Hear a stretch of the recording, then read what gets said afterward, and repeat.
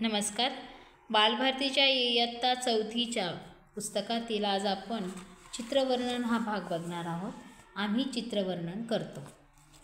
तर ह्या चित्रवर्णनामध्ये आपल्याला चित्राचे वर्णन करायचे आहे.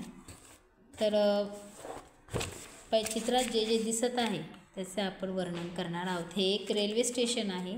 फलाटावर गाडी आली आहे. प्रवाशांची गर्दी उसळली आहे. लोक गाडी पकडायला धावत आहेत.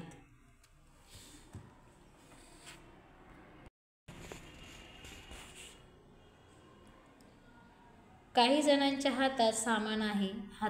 हमाल जड सामान चारचाकी गाडीवरून नेत आहेत. फेरीवाले पदार्थ विकत आहेत. ठेल्यावर खाद्यपदार्थ विकले जात आहेत. फलाटावर टीसी, हमाल व पोलीस आहेत. कोणी आरक्षण पत्रावर नाव आहे की नाही याची खात्री करीत आहे. रेल्वे फलाटावर प्रवाशांची धावपळ व गडबड सुरू आहे. काही वेळाने गाडी सुटणार आहे आणि खाद्यपदार्थांची विक्री करणारे स्टॉलसुद्धा तिथे लावलेले आहेत. अशा प्रकारे आपण चित्रवर्णन लिहायचं आहे. 8 ते 10 ओळी साधारण.